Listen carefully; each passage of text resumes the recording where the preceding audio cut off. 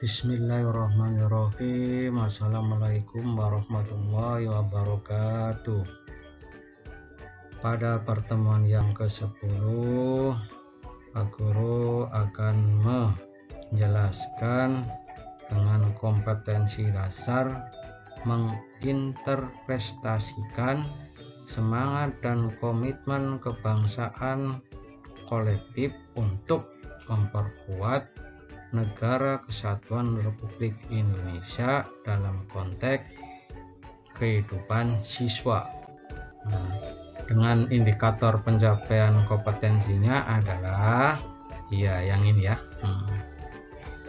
yaitu berperilaku patriotik sebagai wujud sikap semangat dan komitmen kebangsaan kolektif untuk memperkuat Negara Kesatuan Republik Indonesia. Nah, perilaku patriotik sebagai wujud sikap semangat dan komitmen kebangsaan untuk memperkuat Negara Kesatuan Republik Indonesia.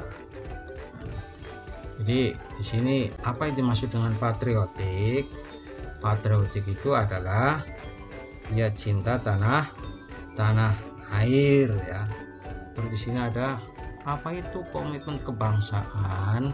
Komitmen kebangsaan itu merupakan sebuah bentuk keterkaitan yang teguh pada setiap elemen masyarakat atau warga negara atas dasar keyakinan terhadap landasan hidup bangsa. Di kemerdekaan Indonesia yang diperoleh pada tanggal 17 Agustus 45 itu tidak bisa dilepaskan dari semangat kebangsaan dan patriotisme. Tadi sudah tahu ya, semangat kebangsaan ya, komitmen kebangsaan ya, dan patriotisme ya. Sebagai warga negara Indonesia sudah sepatutnya menghargai perjuangan yang dilakukan oleh para pahlawan. Nah, bentuk penghargaan tersebut dapat dilaksanakan dengan menerapkan semangat kebangsaan dan patriotisme dalam kehidupan berbangsa dan bernegara. Berikut ini Pak Guru akan contohkan ada beberapa contoh sikap patriotik dalam kehidupan berbangsa dan bernegara ya, dimulai dari contoh sikap patriotisme dalam kehidupan keluarga. Contohnya apa? Yaitu mengibarkan bendera merah putih di dekat atau depan rumah ketika hari besar nasional dengan baik dan benar ya. Contohnya tentunya dengan baik dan benar ya, biasanya menjelang 17 Agustus ya, itu yang biasa sering dilakukan. Terus apa? Membaca buku dengan tema perjuangan ya. Kalau sekarang buku tidak ada ya cari di Google ya tentang sejarah perjuangan bangsa Indonesia, agar yang namanya masyarakat Indonesia tahu tentang perjuangan bangsa Indonesia. Terus apa lagi contoh patriotisme dalam kehidupan keluarga? Membantu pekerjaan orang tua. Apa contohnya? Ya mungkin sapu-sapu rumah, bersih-bersih rumah, atau cuci piring, atau bersih-bersih kamar mandi.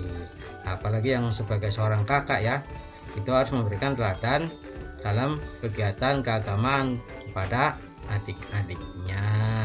Nah, terus menjaga nama baik keluarga dalam sikap dan perbuatan. Jadi kalau sikap dan perbuatannya kalian lakukan dengan jelek, nanti orang tua yang kena namanya ya.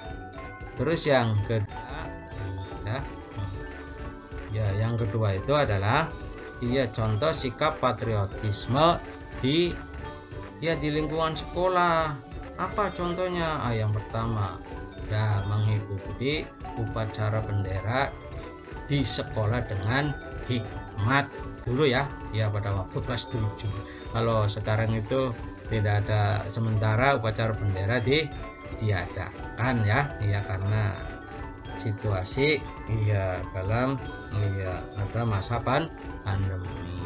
Yang kedua, menghayati serta memahami makna dan lagu-lagu perjuangan. Ya, usahakan ya yang namanya siswa itu tahu tentang lagu-lagu perjuangan ya. Yang sering mengikuti upacara pasti tahu ya lagu-lagu perjuangan ya. Terus ketiga, menghubungkan setiap materi pembelajaran dengan nilai kepahlawanan ya, setiap materi ya. Tentunya di sini nilai-nilai yang bisa menunjukkan sikap patriotisme. Terus yang keempat, rajin belajar. Nah, ini ada contoh rajin belajar ya. Terus yang kelima, menerapkan Pancasila dalam kehidupan sehari-hari. Ya, harus yang namanya gerik bangsa Indonesia harus menerapkan atau mencerminkan nilai-nilai Pancasila dalam kehidupan sehari-hari. Terus yang keenam, mengikuti kegiatan pramuka ya. Kegiatan ya seperti pramuka, terus ada palang merah remaja ya, ini ya dalam upacara misalnya ada yang pingsan, itu yang tugas itu adalah palang merah remaja itu ya, seperti itu ya. Terus kita lanjut yang ketiga, yaitu contoh sikap patriotisme di dalam kehidupan bermasyarakat ya. Di masyarakat juga sama dengan dalam kehidupan keluarga ya. Jadi dalam kehidupan sekolah bersama itu mengikuti atau melaksanakan upacara hari besar nasional seperti Hari Pahlawan, Hari Kemerdekaan, dan lain sebagainya. Terus menunjukkan kerukunan dengan sesama warga masyarakat ya, dengan tetangga terutama ya, itu harus rukun. Terus melaksanakan sikap setia kawan nasional di lingkungan sekitar. Kamu tinggal di mana? Apalagi di Merauke ya, masyarakat yang serba majemuk, jadi harus bisa pandai-pandainya untuk menerapkan jiwa kesetiakawanan ya, sehingga nanti kamu merasa dibutuhkan oleh orang lain. Terus yang keempat, yaitu contoh sikap patriotisme di kehidupan berbangsa dan bernegara ya. Dalam kehidupan berbangsa dan bernegara itu meliputi berbagai macam bidang. Nanti ada 6 bidang ya. Yang pertama itu dalam bidang politik, yaitu selalu menjaga dan meningkatkan persatuan dan kesatuan bangsa agar Indonesia menjadi negara yang kuat, kokoh dan tangguh ya. Kenapa menjadi negara yang kuat? Iya, karena penduduk Indonesia kan itu nomor 5 terbesar di dunia ya. Jadi kalau penduduknya besar ya harus jadi negara yang kuat, kokoh dan tangguh ya. Terus yang kedua adalah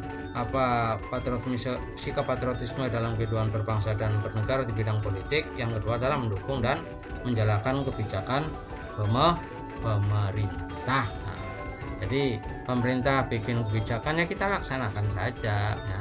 Kalau sekiranya tidak sesuai ya nanti memang ya wajar untuk unjuk rasa. Terus yang kita lihat bidang yang kedua dalam bidang ekonomi, mencintai dan menggunakan produk dalam negeri. Jadi jangan malu pakai produk dalam negeri. Biasanya itu anak-anak muda ya kalau pakai baju batik aja malu karena itu produk dalam negeri ya. Terus mengembangkan kegiatan usaha produktif sehingga nanti perekonomian di Indonesia ya maju ya. Kalau bisa itu jangan mendatangkan dari luar negeri. Terus yang ketiga, mengembangkan koperasi sebagai usaha milik bersama yang berlandaskan asas kekeluargaan dan kesejahteraan bersama. Tapi di mana-mana yang namanya koperasi ya, karena untungnya sedikit ya. Kadang itu orang malas itu untuk jadi anggota koperasi ya.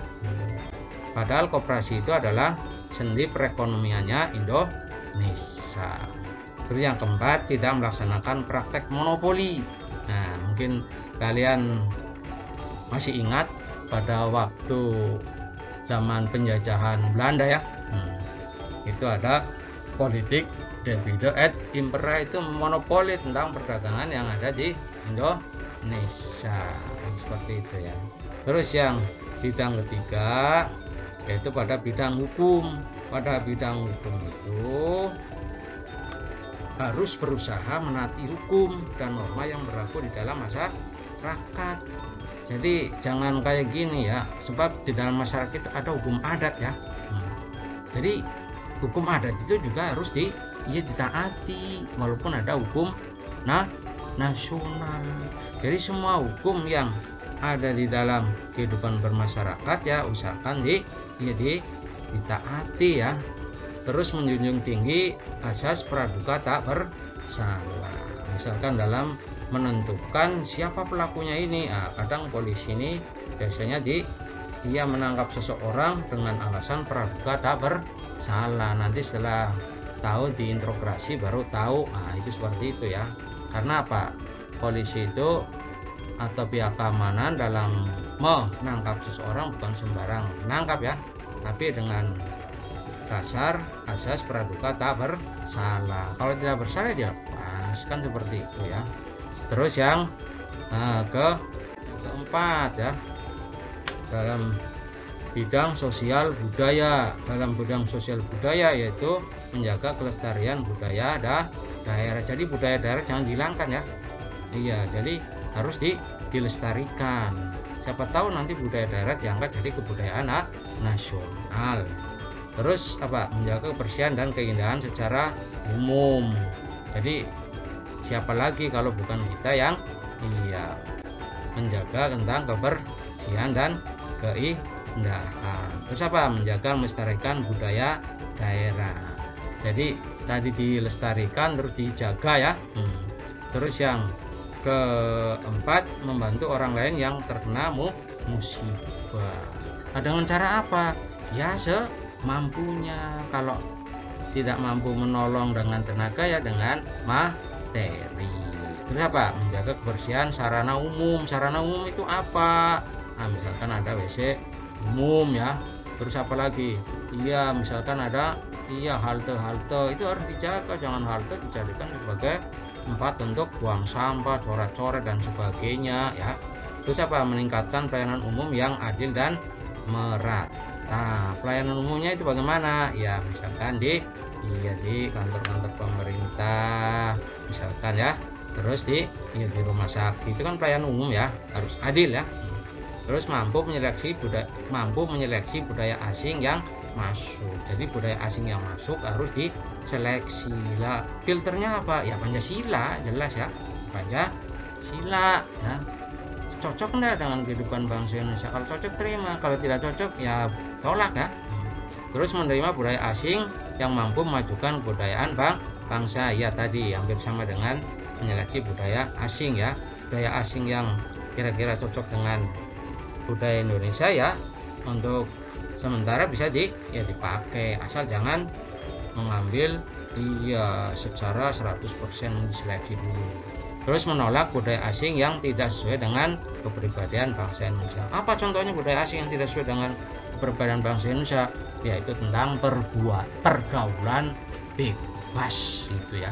Pergaulan bebas itu yang biasa sering langgar oleh anak muda. Terus yang kelima yaitu dalam bidang pertahanan dan keamanan.